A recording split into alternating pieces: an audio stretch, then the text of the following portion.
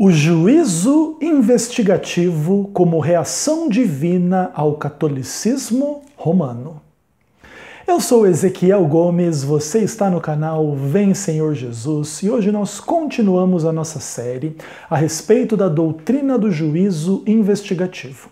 Nesse momento nós estamos avaliando algumas implicações da visão adventista de que o Império Romano, inclusive em sua fase papal, ou seja, o catolicismo romano, figura nas profecias de Daniel e Apocalipse como o chifre pequeno, o rei de feroz catadura, a besta do Apocalipse 13, ou pelo menos a primeira besta, a prostituta e a grande Babilônia lá dos capítulos 17 e 18 do Apocalipse.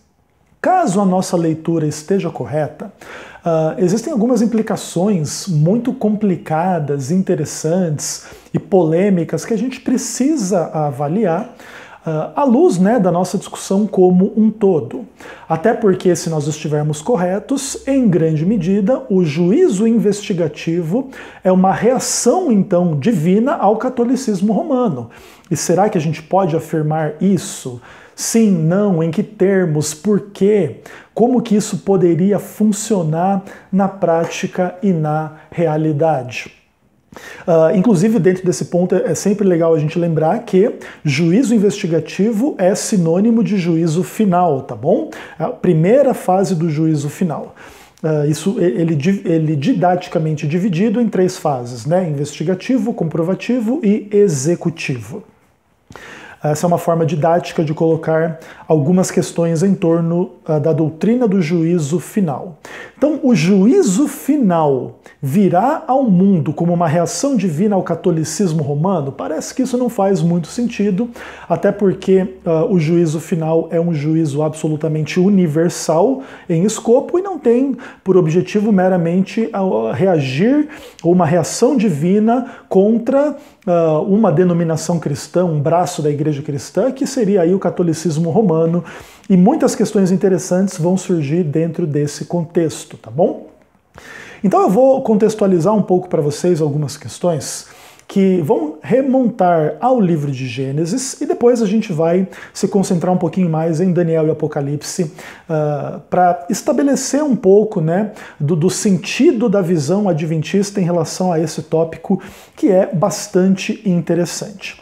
Então vamos retomar a cena fundamental da queda humana em Gênesis capítulo 3. E a partir do verso 1, a palavra de Deus diz o seguinte: Mas a serpente, mais sagaz do que todos os animais selváticos que o Senhor Deus tinha feito, disse à mulher: É assim que Deus disse, não comereis de toda árvore do jardim? Respondeu a mulher: Do fruto das árvores do jardim podemos comer, mas do fruto da árvore que está no meio do jardim, disse Deus: Dele não comereis, nem tocareis nele, para que não morrais. Então a serpente disse à mulher: É certo que não morrereis, porque Deus sabe, no dia em que dele comerdes, certamente vos abrirão os olhos, e como Deus sereis conhecedores do bem e do mal. Vendo a mulher que a árvore era boa para se comer, agradável aos olhos e árvore desejável para dar entendimento, tomou-lhe do fruto e comeu, e deu também ao seu marido, e ele comeu. Abriram-se então os olhos de ambos, e percebendo que estavam nu, coseram folhas de figueira e fizeram cintas para si. Ezequiel, o que tudo isso tem a ver com juízo investigativo, catolicismo romano? Para de confundir a gente, Ezequiel. Maravilha. Na verdade, o juízo investigativo já tem muito a ver com essa cena aqui, porque daqui a pouquinho Deus vai fazer um juízo investigativo no jardim, E vai perguntar para Adão e Eva: onde é que vocês estão? Interessante, O Deus onisciente fazendo uma investigação sobre onde estão, onde não estão, se comeram, se não comeram o fruto da árvore que Deus tinha prometido que tinha comido. Aliás, Deus tinha proibido eles de comerem, etc. Bastante interessante, a gente já falou um pouco sobre isso no início da nossa série, mas a gente não pode ignorar Gênesis 3, versos 1 a 6, de maneira nenhuma, versos 1 a 7 eu li na verdade, de maneira nenhuma em relação a essa discussão do juízo investigativo em relação ao catolicismo romano. Mas por quê? Porque, na verdade, o catolicismo romano é uma manifestação histórica tardia, no fim dos tempos, dos princípios que remontam ao Jardim do Éden. E isso é bastante interessante. Lembra, por exemplo, que Apocalipse 13, a besta tinha 7 cabeças e 10 chifres. Mas o dragão de Apocalipse 12 também é descrito com 7 cabeças e 10 chifres, mostrando que a besta é a cara do dragão. E o dragão é descrito em Apocalipse 12 como a antiga serpente, aquela que se chama Diabo ou Satanás. Então, se o Adventismo estiver correto na sua leitura historicista do livro do Apocalipse, a Igreja Católica Romana é a cara de Satanás, o dragão, a serpente. E essa serpente inicia a sua trajetória dentro da história humana em Gênesis 3. E ela inicia como uma intérprete da palavra de Deus, o que é muito interessante. A serpente vem para Adão e Eva e começa a discutir teologia, e começa a discutir revelação bíblica, e começa a dar aula sobre Bíblia e fazer uma pregação religiosa em torno de Deus e da sua palavra. Tá ficando bem interessante, hein? E aí a serpente vem e pergunta, é assim que Deus disse? Não, não é assim? Olha, então porque na verdade Deus queria dizer uma outra coisa. A serpente é uma intérprete da palavra de Deus com intenções malignas. A serpente está interpretando e colocando as palavras de Deus em um tal contexto que aquilo que Deus mandou não fazer, que seja feito. E aí, Deus mandou não comer o fruto da árvore do conhecimento do bem e do mal, mas a serpente lança argumentos sedutores em torno do que Deus disse para seduzir o homem e a mulher a comerem o que Deus mandou não comer, e o resultado disso é o quê? É o pecado e a contaminação da humanidade inteira com o pecado. E agora, a partir de Adão e Eva, depois da sua queda, toda a humanidade vai nascer no contexto de queda, sofrimento, dor, morte. E isso aqui contextualiza muitas questões extremamente importantes. Inclusive porque, aparentemente, Satanás trabalha dentro de uma questão assim simples, né? Um mero comer uma frutinha, uma coisinha meio minuciosa, meio besta, e agora isso vai ter implicações absolutamente gigantescas e enormes para a história do mundo, né? E para a relação do mundo com Deus, e agora o mundo está em rebelião contra Deus, e agora o mundo é o palco daquilo que Deus proíbe na sua lei. Agora Deus manda não matar e o mundo é o palco do assassinato. Caim e Abel já vão matar um ao outro aqui. Deus manda não fazer ídolos, os seres humanos serão idólatras. Deus manda guardar o sábado, o povo não vai guardar o sábado, vai guardar outro dia, não vai guardar dia nenhum. Deus manda não adulterar e a gente vai ter essa natureza sensual, muitas vezes corrupta em relação a inúmeras questões de sexualidade desregrada, não submissa à lei de Deus. Isso vai contextualizar na realidade toda aí, todo o pecado, enfim, da humanidade que se inicia na história em função das mentiras da serpente como intérprete da palavra de Deus, cuja sedução fundamental é colocar o homem como Deus, né? E quando o homem comesse do fruto do conhecimento do bem e do mal, seria como Deus. Tá bom, Ezequiel, legal, mas o que tudo isso tem a ver com o catolicismo romano? Absolutamente tudo. No catolicismo romano, o que nós encontramos? Nós encontramos uma estrutura eclesiástica que tem a pretensão de trabalhar com os textos sagrados e interpretá-los. Que interessante! Além disso, o catolicismo romano, através de profunda filosofia e tradição e argumentação e Bíblia e um monte de coisa, vai torcendo as palavras de Deus de forma que você se sinta na liberdade de fazer o que Deus proibiu fazer. Então Deus mandou não fazer imagem de escultura, mas agora o mandamento divino está envolto em tantas questões, em tantas filosofias, em tantas ideias, e agora não tem problema, e você faz a imagem de escultura, e você ora e ajoelha, e venera, e sei lá mais o que, e faz promessa, e um monte de coisa, tá?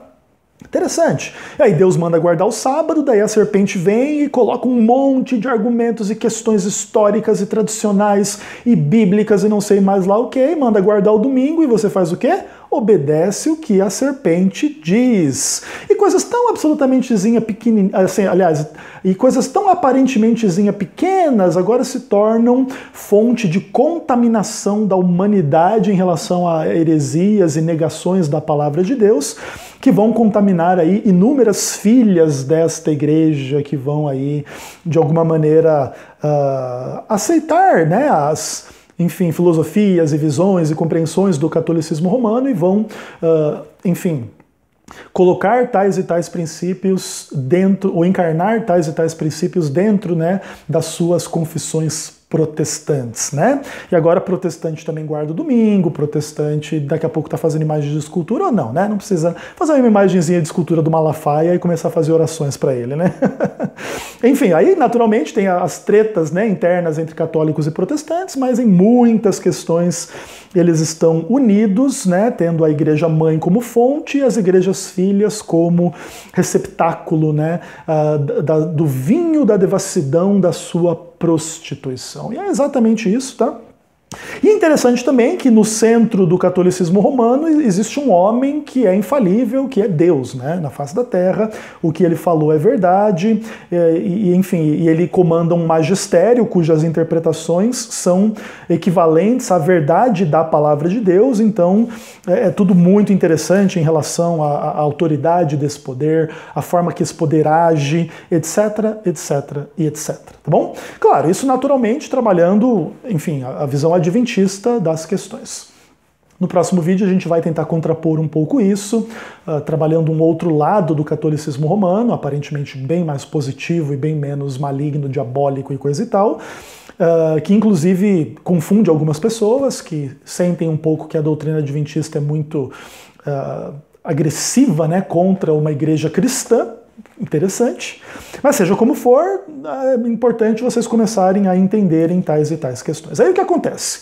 Assim como depois que Adão e Eva pecam e agora o pecado entra no mundo, a morte entra no mundo, o sofrimento entra no mundo, esses princípios, né, do reino de Satanás sobre a terra vão se desenvolver historicamente em inúmeros contextos e os seres humanos vão viver vidas de transgressão, sofrimento, morte, pecado, problemas, falsas crenças, falsas religiões e um monte de questões aí durante muito tempo.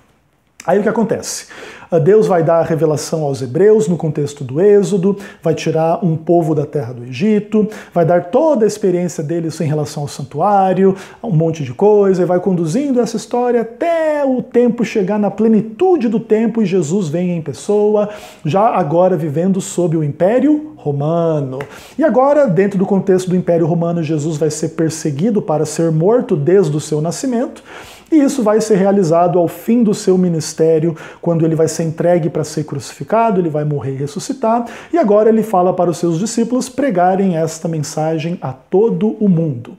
E o que aparece imediatamente após a cena da ideia da pregação do evangelho a todo mundo? Em poucos séculos, o catolicismo romano se conecta à ideia da pregação do evangelho e agora essa é a entidade que vai pregar o evangelho. E ela vai misturar as palavras de Deus com a filosofia, com a mentira, não sei o quê, distorcer as palavras de Deus e pregar os seus enganos. E agora essa é a igreja cristã católica romana, a maior autoridade eclesiástica e daqui a pouco política sobre a face da terra. E agora esses princípios, enfim, sobre os quais a gente está falando aqui, vão amadurecer numa igreja cristã que vai pregar um monte de mentiras e heresias no meio das suas verdades ortodoxas, é a mistura do erro com a mentira, e vai fazer uma obra devastadora de perseguição através de cruzadas, inquisição e um monte de coisa.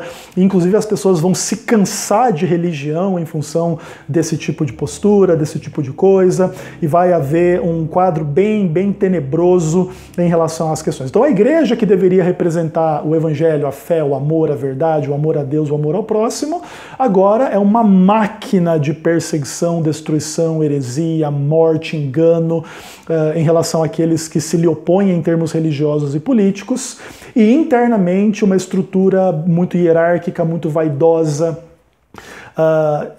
enfim, extremamente interessante o quadro que a gente começa a perceber em relação a tal poder. Mas eu já estou aqui em 15 minutos de vídeo e eu gostaria de ler alguns textos da Bíblia com vocês para contextualizar um pouco essa ideia, né, do juízo investigativo como reação ao catolicismo romano.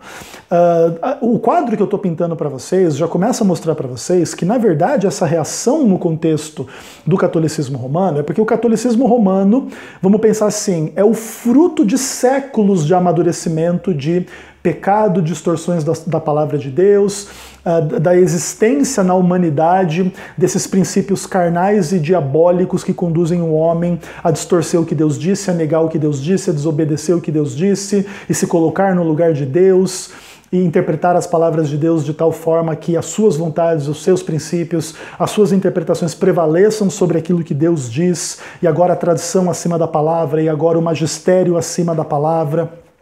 E agora o homem e o magistério como portadores dessa palavra para unicamente poderem interpretá-la, e agora as pessoas só podem viver e pensar de acordo com aquilo que esse poder assim diz, e isso vai, enfim, suscitando reações, e essas reações vão sendo caladas pela violência extrema e tortura e um monte de coisa, beleza? O quadro tá claro para vocês? Espero que sim. E aí, Daniel capítulo 7, a gente pode ler o capítulo todo, mas acho melhor não fazer isso nesse momento, porque a gente está com o tempo já um pouco avançado. E aí o que acontece? O catolicismo romano em Daniel 7 surge no contexto do verso 7 em diante, quando aparece o quarto animal. Aí o verso 7 diz assim: depois disso eu continuava olhando as visões da noite, e eis aqui o quarto animal, terrível, espantoso e sobremodo forte, o qual tinha grandes dentes de ferro, devorava e fazia em pedaços e pisava aos pés o que sobejava. Era diferente de todos os animais que apareceram antes dele e tinha 10 chifres. Estando eu a observar os chifres, eis que entre eles saiu outro pequeno, diante do qual 3 dos primeiros chifres foram arrancados. E eis que nesse chifre havia olhos como de homem e uma boca que falava como insolência.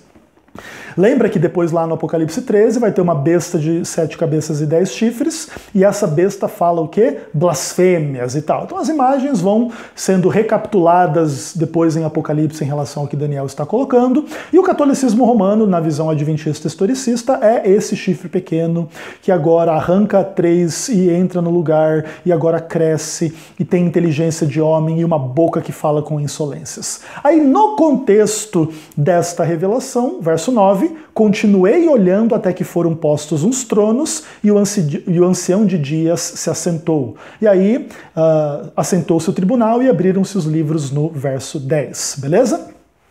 Aí o profeta chama muito a atenção essa imagem desse chifre pequeno por causa da insolência que ele falava.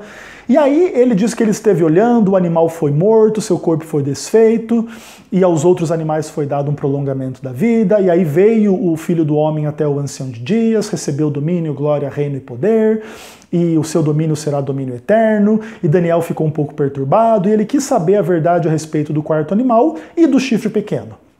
E aí, o anjo, né, enfim, que estava ali no meio do contexto da visão, explica que os 4 animais eram 4 reinos, e esse quarto reino seria um reino diferente sobre a terra. E aí o chifre pequeno seria quem? O poder que faria guerra contra os santos e prevaleceria contra eles, até que o ancião de dias viesse e fizesse justiça aos santos.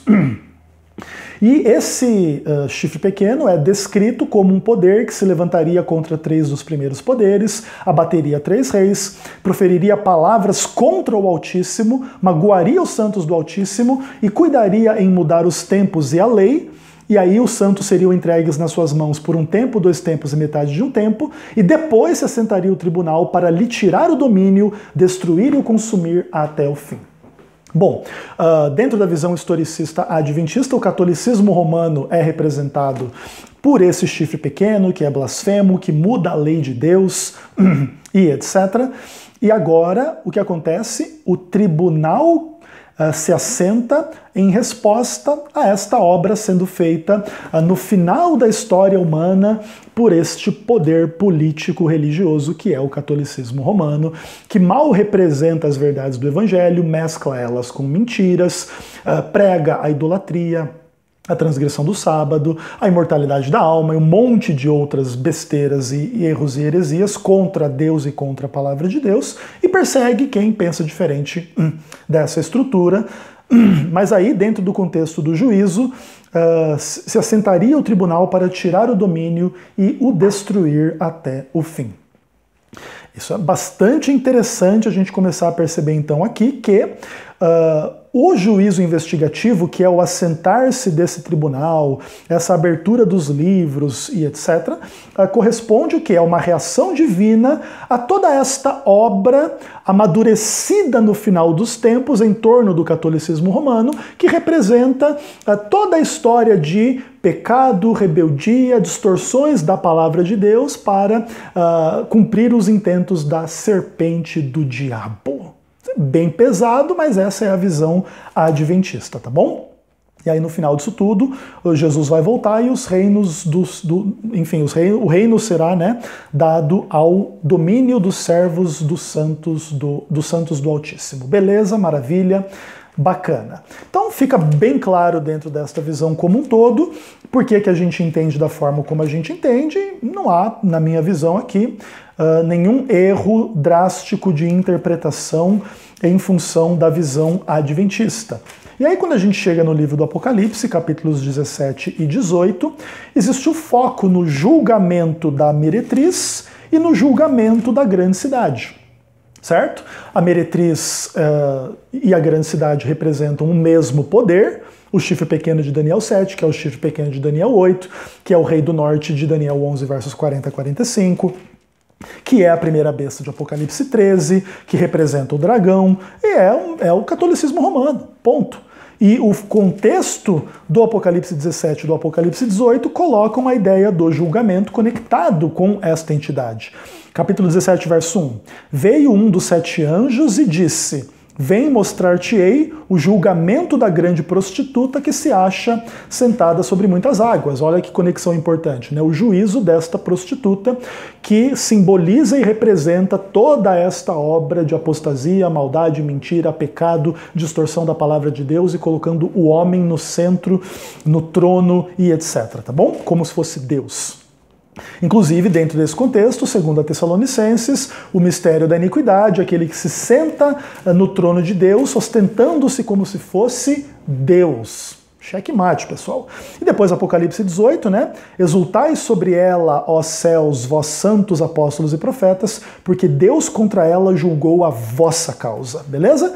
Apocalipse 18, verso 20, contexto do julgamento conectado a esta estrutura eclesiástica e política que representa o diabo. Bom, pessoal, eu sei que a visão adventista não faz muitos amigos no mundo, tá? Tanto em relação aos católicos romanos, quanto em relação aos protestantes, que dentro dessa visão estão contaminados com o vinho de Babilônia também, em função de inúmeras heresias que citei aqui e algumas que não citei. E isso coloca o adventismo em contraposição ao mundo religioso de forma muito ampla, o que contextualiza também a reação ampla do mundo religioso contra o adventismo, tá bom? E se o adventismo estiver correto, o adventismo está desmascarando uma tremenda obra diabólica e a obra diabólica está reagindo contra o adventismo. E aí você consegue compreender um pouquinho melhor a nossa percepção dos embates em torno da doutrina do juízo investigativo e da visão adventista de uma forma mais ampla em relação à lei de Deus, em relação à palavra de Deus e a inúmeras questões aí religiosas que a gente vai trabalhar da melhor forma possível dentro desta série. Seja como for, creio que fica relativamente claro o quadro geral do entendimento adventista, e sim é fato que tal entendimento tem inúmeras implicações muito amplas, muito complexas e que geram reações muito emocionais e muito fortes da parte dos adventistas contra as demais tradições religiosas e das demais tradições religiosas contra os adventistas. E essa questão vai se amadurecer dentro da nossa visão em uma grande perseguição final, quando o poder do catolicismo romano, contextualizado na segunda besta com todo o apoio dos protestantes, impuser a sua marca e a morte a quem não aceitar a sua marca. E isso vai ser algo também bastante interessante no contexto da visão adventista, tá bom? É verdade que a visão adventista tem muitos críticos e existem muitos argumentos contra a visão adventista, e nós podemos trabalhar tais e tais questões com muita clareza, transparência, honestidade, trabalhando de fato, com a maior benevolência possível as visões contrárias à nossa, mas essa é a nossa visão, e aí aquele que está assistindo esta série já está talvez aí compreendendo um pouco melhor as sensibilidades e as questões por detrás da ampla discussão do juízo investigativo, aqui visto como uma reação divina ao catolicismo romano. Mas será que Deus reage ao catolicismo romano? Será que o catolicismo romano é essa besta, é essa prostituta, é essa Babilônia, é esse chifre pequeno mesmo? Vamos falar um pouquinho mais sobre isso no próximo vídeo.